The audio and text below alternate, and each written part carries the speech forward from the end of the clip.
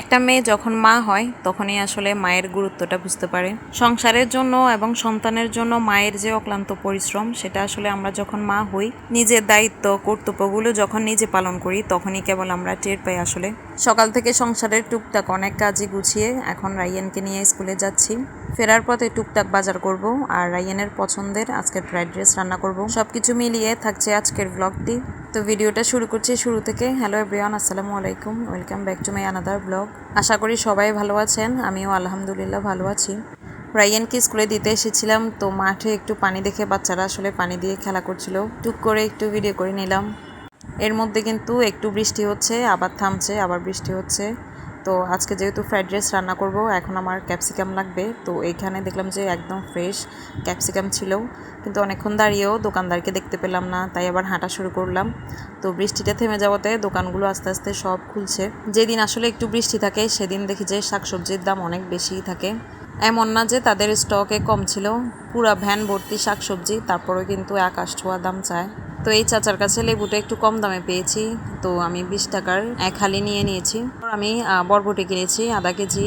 এরপর এখানে চলে আসলাম, তো এই চাচার কাছে দেখলাম যে শশাটাও একটু দামাদামি করে কমিয়ে নিতে পেরেছি। আমরা মেয়েরা আবার একটু দামাদামি করতে বেশি পছন্দ করি।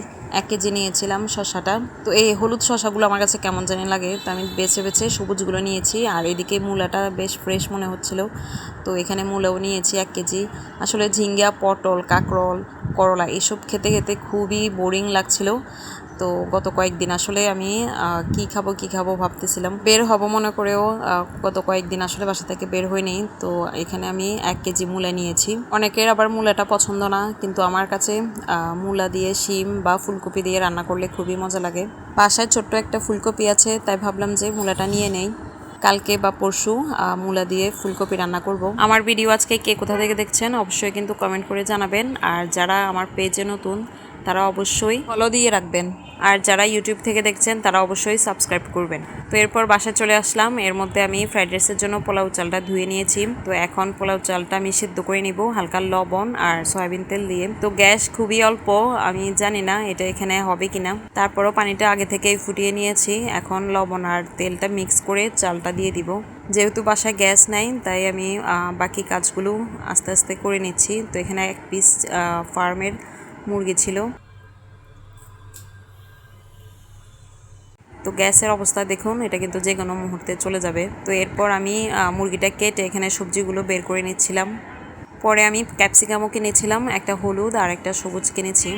সবুজ ক্যাপসিকামটা 40 টাকা নিয়েছিল আর হলুদটা নিয়েছিল 60 টাকা। এখানে আসলে টোটাল 260 টাকার বাজার, যদিও এখন শাকসবজির একটু দাম বেশি। এরপর আমি অফ ক্যামেরায় এখানে ক্যাপসিকাম কেটে নিয়েছি, কাঁচামরিচ কেটে নিয়েছি, তারপর বরবটি, পেঁয়াজ, গাজর সবকিছু কেটে রেখেছি। গাজরটা এখানে আসলে দেখাতে ভুলে গিয়েছি। তো এর মধ্যে গ্যাস চলে গিয়েছিল, আমি ইলেকট্রিক চুলায় এখন রান্নাটা বসিয়ে দিয়েছি। তো ওখানে আসলে চালটা সিদ্ধ হয়নি, তো এখন আবার এই যে ইলেকট্রিক চুলায় রান্নাটা বসিয়ে দিলাম। ইলেকট্রিক চুলায় আসলে রান্না করতে হলে আগে থেকে সব কিছু রেডি করে রাখা লাগে, যাতে একটা রান্নার পর একটা করা যায়। তো এদিকে আমি চিকেনটা ম্যারিনেট করে রেখেছিলাম। তো আজকে বাসায় চিকেনও ছিল না, জাস্ট এই 1 পিস ছিল, যার জন্য এই 1 পিস চিকেন দিয়ে আমি এখন মিক্সড ভেজিটেবল রান্না করব। আর ফ্রাইড রাইসে আমি চিকেন দিব না, গাজর, বরবটি, ডিম দিয়ে ফ্রাইড রাইসটা রান্না করব। ফ্রাইড রাইসের কথা আসলে রাইয়ান সকালবেলায় বলেছিল স্কুলে যাওয়ার আগে যে ও আজকে যাতে ওর জন্য আমি ফ্রাইড রাইস রান্না করি। এর মধ্যে বাসায় গ্যাসও নেই, যার জন্য আমি খুব বেশি একটা প্রিপারেশনই করি নাই। ইনস্ট্যান্ট যা ছিল তা দিয়েই ফ্রাইড রাইস আর চিকেন ভেজিটেবলটা রান্না করতেছি। যদিও কক মুরগি ছিল, তো কক মুরগি দিয়ে আসলে ফ্রাইড রাইস বা চিকেন ভেজিটেবলটা খুব বেশি একটা ভালো লাগবে না। চিকেন আর ভেজিটেবলটা ভাজা শেষ, এখন আমি পরিমাণ মতো পানি দিয়ে ভালোভাবে সিদ্ধ করে নিব। তো রান্না করতে করতে আমার কাছে খাবার খেতে ভালোই লাগে। এখানে আমি আমড়া খাচ্ছিলাম, আর আমড়াটা অনেক মিষ্টি ছিল, খুবই ভালো লাগতেছিল। আমার মতো আসলে কে কে আছেন যারা রান্না করতে করতে টুকটাক ফল বা এটা ওইটা খান, কমেন্ট করে কিন্তু জানাবেন। তো প্রায় 10 থেকে 15 মিনিট পরে আমি এখানে টমেটো সস, সয়া সস, কাঁচামরিচ সব কিছু দিয়ে রান্নাটা কমপ্লিট করেছি। এখন চুলা থেকে নামিয়ে ফেলবো। গ্রেভিটা হওয়ার জন্য কিন্তু অবশ্যই কর্নফ্লাওয়ার ইউজ করতে হবে। এখন চুলা থেকে নামিয়ে ফেলবো, কারণ এটা ঠান্ডা হলে আর একটু ঘন হয়ে যাবে। এই রান্নাটা আপনাদের কাছে কেমন লেগেছে অবশ্যই কিন্তু কমেন্ট করে জানাবেন। এরপর অফ ক্যামেরায় আমি ফ্রাইড রাইসের জন্য এখানে ক্যাপসিকাম, বরবটি, তারপর পেঁয়াজ, রসুন, আদা সব কিছু মিক্স করে এখন হালকা একটু ভেজে নিচ্ছি। গাজর কুচিও কিন্তু আমি দিয়েছি, আর আগে থেকে ভেজে রাখা ডিমটা দিয়ে দিয়েছি। যদিও এখানে ডিমটা একটু কম হয়ে গিয়েছে, আরও একটা ডিম আমার ইউজ করার দরকার ছিল। বাকি রান্নাটা আমি অফ ক্যামেরায় করেছি, সেটা আর আসলে ভিডিও করা হয়নি। এরপর এটা ছিল দুপুরবেলা, তো আমরা সবাই খাবার খেতে বসে গিয়েছি। আর এটার লুকটা দেখুন, মাশাআল্লাহ অনেক অনেক ভালো হয়েছে আর মজাও হয়েছে। আর ফ্রাইড রাইসটা এই যে আপনাদের কাছে কেমন লেগেছে কমেন্ট করে কিন্তু জানাবেন। আর ফ্রাইড রাইসটা আমি অনেক বেশি সস দিয়ে লাল করি নাই, যেহেতু চিকেন ভেজিটেবলে অনেকটাই সস ইউজ করা হয়েছে, সেজন্য আমি ফ্রাইড রাইসে একটু কম সস ইউজ করেছি। তো রায়ান মুস্কানের তো এটা অনেক পছন্দ, আর রায়ান তো অনেক খুশি। ওর পছন্দের কোনো কিছু যদি আমি রান্না করি ও অনেক খুশি হয়। বাচ্চারা যখন আবদার করে তখন কিন্তু ইচ্ছা করলে আমরা বাইরে থেকেও এনে দিতে পারি, কিন্তু ও যখন দেখবে যে আমি একটা জিনিস ওর জন্য কষ্ট করে বানিয়েছি, সেটা কিন্তু ওর কাছে অনেক বেশি স্পেশাল হবে। আর বাইরের খাবার আসলে একটু কম দেওয়ার চেষ্টা করি।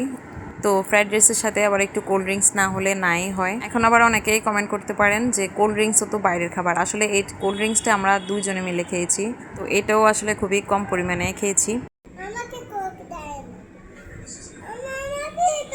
যাই হোক, এটা ছিল সুন্দর একটা ভিডিও। তো রায়ান বলতেছিল পাস্তা খাবে, তো এটাও খুবই সিম্পলভাবে রান্না করেছিলাম। বাচ্চারা এখন আসলে কোনো কিছু খাওয়ার জন্য আবদার করলে না করতে পারি না। আমার মতো কে কে আছেন কমেন্ট করে কিন্তু অবশ্যই জানাবেন। তো আমার আজকের ভিডিও আপনাদের কেমন লেগেছে সবাই কিন্তু কমেন্ট করে জানাবেন। আর কোন রান্নাটা সবচেয়ে বেশি ভালো লেগেছে দেখতে, তাও কিন্তু কমেন্ট করে জানাবেন। তো ভিডিওটা এখানে শেষ করছি। সবাই ভালো থাকবেন, সুস্থ থাকবেন, সবাইকে ভালো রাখার চেষ্টা করবেন। আল্লাহ হাফেজ।